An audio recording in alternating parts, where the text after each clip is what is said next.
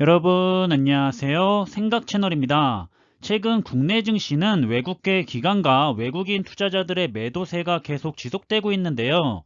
특히 외국인 투자자들의 매도세에 의해서 국내 증시가 많이 가라앉은 상황입니다.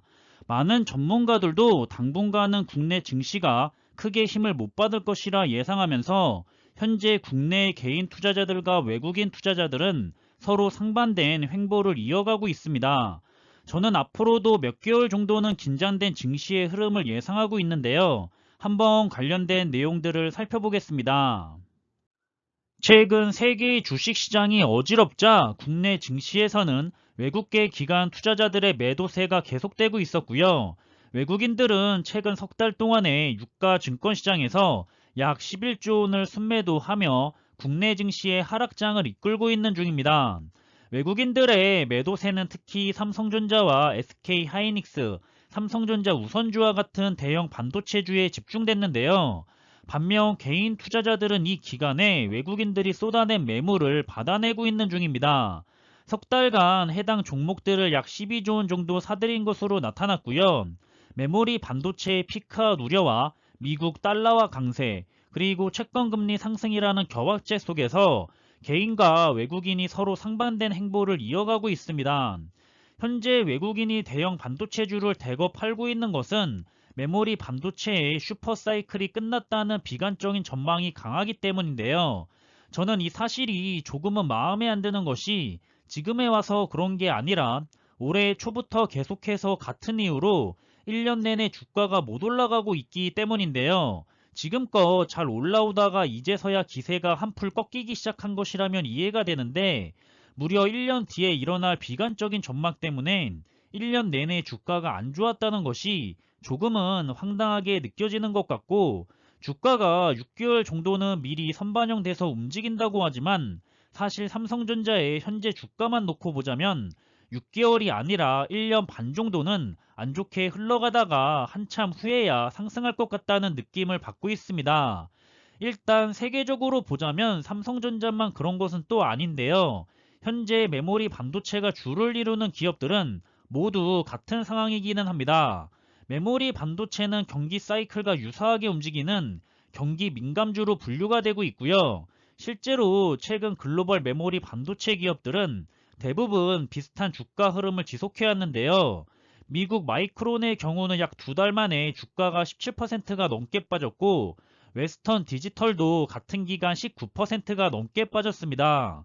그리고 역시 삼성전자와 SK하이닉스도 같은 기간에 각각 15%와 19%의 하락률을 기록하고 있는데요. 아무래도 삼성전자는 이 같은 메모리 반도체 흐름에 따라 주가가 움직이는 상황을 빨리 벗어나려면 시스템 반도체인 파운드리 부분에서 좋은 실적을 계속해서 내줘야 할 것으로 보입니다. 그리고 최근에는 또다시 공매도를 주가 하락의 주요 원인으로 본 동학개미들의 불만이 거세지고 있죠. 하지만 금융당국은 지난 5월 3일 공매도 부분 재개 이후에 공매도와 주가의 연관성은 찾지 못했다고 재차 강조해오고 있습니다. 그러나 코스피 시장에서 삼성전자가 공매도 금액 1위를 이틀 연속 기록하는 동안 주가는 7만원 선이 붕괴됐고요.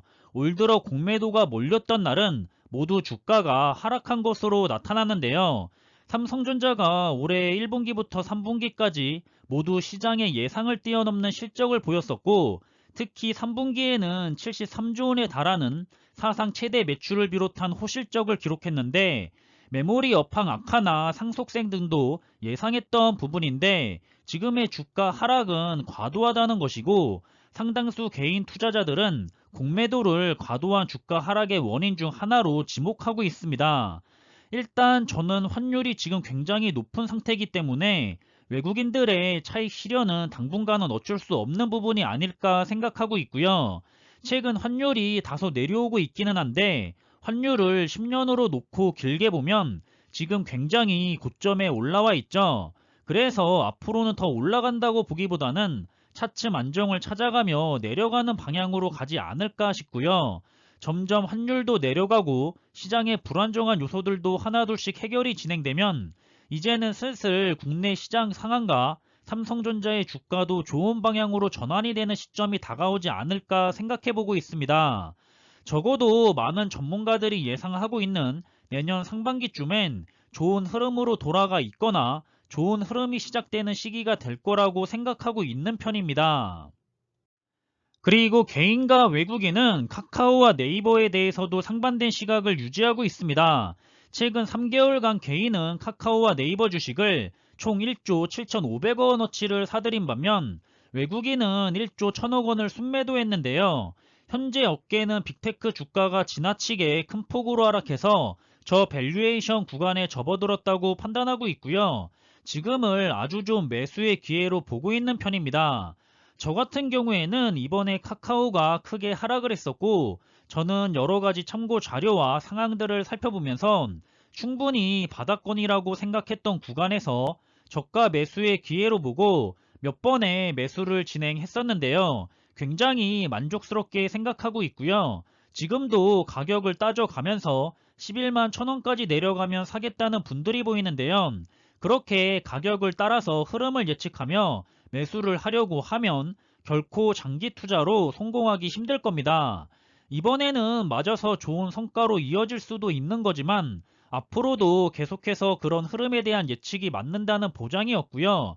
그런 예측성 매매를 하지 말라고 하는 건데 만약 이번에도 이대로 올라가 버린다면 계속 다시 하락해서 원하는 가격을 기다리기만 하다가 하나도 매수하지 못하고 좋은 하락장의 저가 매수의 기회를 그저 바라만 보면서 놓치게 될 겁니다. 그런데 그렇다고 해서 삼성전자나 카카오, 네이버 등 국내 대형주들이 의미 있는 반등에 성공하기는 어렵다고 보고 있고요. 앞서 말씀드린 것처럼 지금 세계 증시가 여러 가지 문제들이 산지에 있어서 투자 심리가 많이 위축되어 있고요. 환율 또한 국내 증시에는 매우 불리한 상황이기 때문에 앞으로 차차 좋아지길 기다리는 것이 맞다고 보고 있습니다. 당분간은 박스권을 유지하며 횡보하거나 그러면서 조금씩 좋아지는 상황으로 가지 않을까 싶습니다. 간밤에 미국 증시는 또다시 좋은 흐름으로 마무리가 됐는데요. 지금 3분기 실적 발표 시즌을 맞아서 대부분의 주요 기업들이 시장의 예상치를 뛰어넘는 좋은 실적들을 보이면서 안 좋았던 시장의 흐름에 다소 반전을 가져오고 있는 것 같습니다. 만약 이번에 실적까지 안 좋았다면 안 그래도 좋지 않았던 시장의 흐름에 더 큰 하락을 가져올 수도 있었을 텐데요. 다행히 더 큰 하락은 잠시나마 멈추면서 숨을 골라가는 시간을 가져가고 있는 것 같고 하지만 잠시 좋아진 거라 생각하기 때문에 계속해서 긴장을 놓지는 말아야 할 것 같습니다. 근본적으로 문제가 해결이 되지 않는 이상 이런 증시의 오락가락하는 흐름은 꽤 오랫동안 지속이 될 거라 생각하고 있는데요. 미국 증시는 사실 계속해서 올해도 나쁘지 않고 좋았다고 생각하기 때문에 건전한 조정을 받는다 생각하셨으면 좋겠고 국내 증시는 안타깝기는 하지만 조금은 더 오랫동안 참고 기다리면 또 좋은 상승의 모습을 보여줄 거라 생각합니다. 하지만 제 생각과는 다르게 증시가 좋게 무난히 올라가면서 흘러갈 수도 있기 때문에 어디까지나 참고만 해주시고요. 오늘은 새벽에 미국장에 이어서 국내장도 분위기가 좋게 흘러가는 것 같은데요. 끝까지 좋은 흐름을 유지하다가 잘 마무리가 되었으면 좋겠다는 바람을 가져보고요. 저는 주식시장에서의 승자는 좋은 종목에 누가 더 오랫동안 참고 인내하면서 투자를 할 수 있느냐 없느냐로 승자와 패자가 가려진다고 생각하고 있습니다.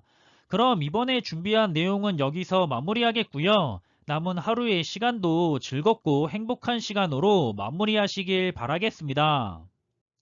항상 준비한 내용들이 여러분들이 투자하는 데 있어서 많은 참고가 될 수 있는 좋은 영상이 되기를 바라고 있고요.